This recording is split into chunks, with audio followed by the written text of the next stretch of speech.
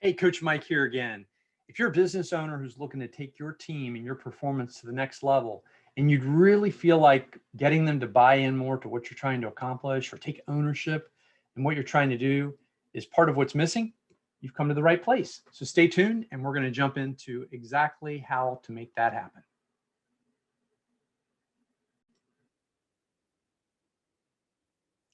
Hey, I realize you may be watching this as a YouTube link, a LinkedIn link, or Facebook, or some other various form of communication, maybe even an email. So I want to make sure you know how to find these videos organically. My YouTube channel is right here, Action Coach Mike Cooper Business Accelerator. I put new video content out here frequently, so this is the place to go to. So no matter how you found this useful information I'm about to share with you, I come back here because it's a great source for additional videos. And think about liking the video or commenting on it. It's always much appreciated. So let's get started. We're going to jump into the rest of, so the PowerPoint that I did last time in the video was really focused on 7 steps to getting employees to buy in. And I'm not going to go through those 7 steps again. Watch that video if you want to. That video was really more about the blocking and tackling, the technical aspects of what a business owner needs to do to get team buy-in. Now, thing I want to let you know, like the last video, this is employee and team friendly. So don't feel like this is something that you just got to share with yourself and keep secret. These concepts are explicitly built and produced for business owners and their teams to think about, talk about, share, and also implement. So as I mentioned before, the last video was very technical, and the tactical part is very important. But more than that is if we're really going to be successful with our teams and leading them from where they are to where we want them to be, we not only have to do the right things right, but we have to also have the ability of the team to understand why they need to do the right things and how it benefits them. And what you'll notice here is I've said WIFM, and I don't know if any of you have heard about that before, but WIFM is real simple. It's just called what's in it for me. So as we go through these next 6 pieces fairly quickly, think about them in terms of always communicating what's in it for me to your team, your audience. This applies to sales, leadership, really anything in life. But this second video is really created with that in mind. So let's roll on. First thing I want to talk about is very big picture, and it's the cycle of business. And the reason it's important to talk about this is because if we don't recognize the natural way that a business is built and how it's supposed to operate, it really can't serve everyone who's involved. So the purpose of a business owner in this equation is really to equip the team. So it's to pay the salaries of the team, give direction, motivation, and grow that business. So a team that works within a business can accomplish their heart's desires, their dreams, can achieve at a very high level. And that happens on an individual level too. So another role of the business owner is really to be very clear on what it is that that team member or that team wants and work very hard and tirelessly and diligently with them to bring those things to life so they stick around for a long time and do great things. Then the job of the team is to take care of the customers because they've been supported, they have the tools they need, the resources, they understand the vision, the destination the company has in mind, the values surrounding customer service, priorities of the business. Once the business owner has done that, which you learned about in video 1, then the team is really equipped to mostly take care of the customers. If the team takes care of the customers, then the customers are going to be profitable, excited. They're going to refer business. They're going to buy additional products. And then the customers take care of the business. And then the business takes care of the business owner. Now, that's the way a business is really supposed to operate. But you and I both know that most businesses don't operate that way. Right now, the business owner typically tries to take care of the team. They get involved taking care of customers. They get involved in running the business because they have to. And in fact, this business area is the part they tend to neglect. And because they neglect that part, they don't continue to build the business, the vision, the plan, the marketing, their executive skills, and even the competencies and capabilities of the team. The business stalls. So this is just fundamentally what we need to be doing to help our businesses succeed so the business can help us succeed. Next slide here, next concept. is a formula for life success. Now, most of us have heard if you want to have more out of life, you got to what? You got to do more. And that's true, but it's really an incomplete paradigm. And just to give you an example, have you ever had an instance where no matter how much you did, you just couldn't break through to the next level, that it was no longer a doing? You were leaving everything on the table, but something was missing. It was a tactic, a skill, something within you that you needed to acquire to go to the next level. Now, when you figure that out, that's a great light bulb moment because you're now ready to embrace the B side of things. So many things in life, really everything in life that we want to accomplish that is at the highest level requires both a significant amount of doing, but we have to change and improve and evolve our B. And one great example of that would be you wouldn't take a dull axe and just beat the daylights out of a tree trunk to try to get it to fall. I mean, you could, you're going to wear yourself out. You might break you and you might break the axe. The smarter thing to do is to change the being of the axe, make it sharper, or even get a chainsaw. Part of the being and evolving and getting smarter as a person is using the right tool.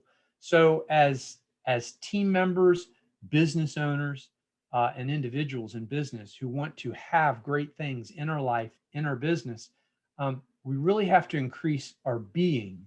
So there's a saying that says, the only way we keep earning is if we keep learning. And I absolutely support that. So you'll see how that plays into what we're trying to accomplish here in a minute. Another big concept here. In order for a team to really achieve to its high level, and for a business owner to expect a team to act like a team and buy into the overall vision of the company and the business, it really comes down to how we decide to process information. There's really two ways to go through life. There's living below the point, which is when we get into a mindset of blame, excuses, denial. And the challenging thing about that is it's really a powerless way to go through life. And team members or teams that fall into this, I don't know if you've seen it, you probably have in a company where people don't take ownership, they don't take accountability, and they fall into blame, excuses, and denial. This is the heart of the matter that we have to change in an organization. And people really have to understand that if they want what's best for them, what's in it for me, they're really going to do a better job if they hang out up here in this next area, which is ownership, accountability, and responsibility. Because when we take ownership and accountability and responsibility for our own outcomes, we see ourselves as having the OAR, to steer our own ship and to start to create our own destiny and to create the life or the outcomes that we want. The antithesis of that, which is pretty obvious, is feeling like we're a victim and feeling like we're really unable to change things. So how do you put this into action in a business, as a business owner, as a team member?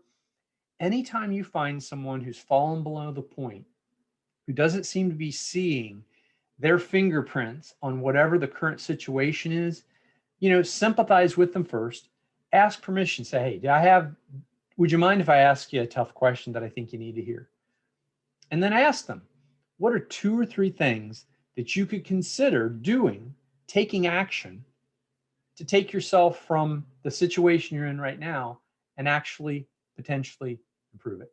That's just what great team members do. It's what great leaders do. It's what great team members do. And you ask them, what additional resources, what actions, what could you do that would move you in some way forward from where you are now to a better place where you can take ownership? Here's another really great concept that I love. And it's the formula for change. This might be one of the most important formulas in business, because once you get this, you understand how people buy, how to sell, and really how to influence people to do ultimately what's best for them. So the formula here is, before someone will move forward with a decision, some combination of their dissatisfaction with their present situation, their vision for a better tomorrow or a better outcome, combined with the ease of the first steps, all of this has to become bigger than whatever resistance they're facing. So really the first thing to find out when you're talking with somebody is whether they make decisions toward things or away from things, or for this particular challenge that they might be hung up on, or decision they're not making, or change they're not making, what's guiding them? Do they even have a vision of what they want, or are they really hung up here on dissatisfaction? So we build our questions around that. We make sure that we clearly understand their challenge, and we do that by repeating back to them. Well, it sounds to me like the thing that you're unhappy about is this. Well, a great follow-up question to that is, what would you like it to be? And then follow that up with, well, what would that mean to you if you were able to get that into your life and you had that picture of a greater vision and a better tomorrow? Now, if they come back at you and say, well, I don't know, I can't even think about that right now, I'm just so frustrated and unhappy, then you know that they're really focused on their dissatisfaction. So sometimes dissatisfaction is enough to get somebody to move past their internal resistance. But don't undervalue the importance of vision, of getting them to focus on something bigger. Also, we've got to make the first steps important. The way that this applies in business is if you're trying to get an employee to go from here to there, don't try to get them to jump from here to there. The thing to ask them is, well, what can we agree on that might be a first step? Now, this ties back to the last thing we talked about, right? About being above the point, and ownership, accountability, and responsibility is recognizing that there are steps that we can take to go from where we are to the next step. So we have to get people on our team, and we can do this. You don't have to be the leader of the organization at all to do this. It's what we do as caring people and caring human beings who want to help other people achieve to a much higher level. And then as you get these things ironed out, you might even be writing these down. It's probably a good idea. It's even better if you can get them to write them down and telegraph to them what you're doing if they haven't seen this video. Say, well, let's talk about what you're unhappy about. Talk about what you'd like. We'll make columns on a piece of paper right here. And then talk about what first steps might be like and see where we can get. Does that sound fair? Most people buy into that all day long. That's what coaching is. Then if they're still held up, there's some level of resistance there that they may not be aware of. So you just got to ask them a question. You got to say, well, it sounds like we've got the right formula for you to move forward. What would you say if you were to guess? What do you think's holding you back? And you got to identify what those resistances are. And, I don't want to go into that in this video too much, but you really want to ask them questions like, well, I understand that concern, but what evidence do you have that it's true? Is it more likely to be true, the thing that you're concerned about, or more likely to be untrue? Is not moving forward, how's it going to impact your goals in life and your dreams a year from now or 3 years from now?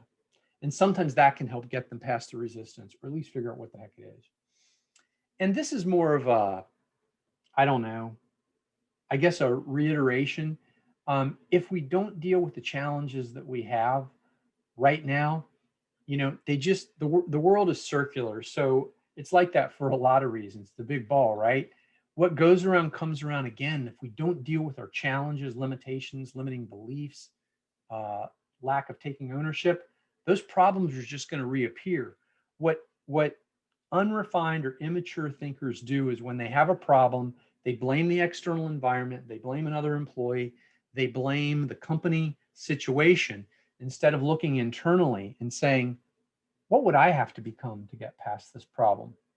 And when they don't ask that last question, they'll find that they'll have the same problems repeating for them in life again and again and again. So the better philosophy, even if you don't love your job, is to be the best that you can be where you are, be the best that you can be in the team, so that you at least solve that problem in life, so that the same problems don't meet you wherever you might be next. This is something that we really need to prepare the team for, and owners really need a lot of preparation on this as well. Business owners, quite frankly, most of the time, I'm going to move my picture up here, are a little too concerned about being nice. They want to be politically correct. They want to be polite. Sometimes they struggle to hold team members accountable to things that they themselves might struggle with. And that's understandable, but if it doesn't get the job done, then we've just got to be honest with the team member and say, hey, this is something I struggle with. I need you to be strong here. Can you help me out? Let's talk about what that might be like. What this is really an acronym for, I'll share in a minute. But we're not saying be unkind to people, but we are saying it as a leader or as a team member, saying nice things and not sharing with people in a respectable way what they really need to hear to move forward really telegraphs that nothing inside me cares enough to go out on a limb and do what's right for you. It's all about me, not what's best for the team. So teams and business owners and leaders need to get past just the pleasantries. We do need to be respectful, always be respectful, always be humble. But when someone needs to hear truth, we need to ask them for permission and we need to give it to them. Otherwise, we're just really not caring about them as a human being and a team member. And it's going to hold the team back. So, again, this is just video number 2 of this 2-part series. This just scratches the surface on what it takes to really build a winning team. And if you want to learn more about that, obviously reach out to me. You can reach me. Let me provide my contact information here. You can go to my website, click on contact me and set up a time. I'd be delighted to talk about this stuff. Like Captain America says, I could do this all day. This is what I love to do. I work with business owners all the time to help them get past this. And if you've got a particular rough spot that needs a little more detail, this video or the last one might not have dealt with it. I'm happy to have a chat with you. I'm not going to charge you for it. I love what I do. I get the privilege of doing what I do. And I hope you found this helpful. If you don't mind, go down to the bottom of the screen, subscribe to my channel. I'm really starting to produce more videos now than I have in the past. Like the video, comment on it, and I will look forward to seeing you back here.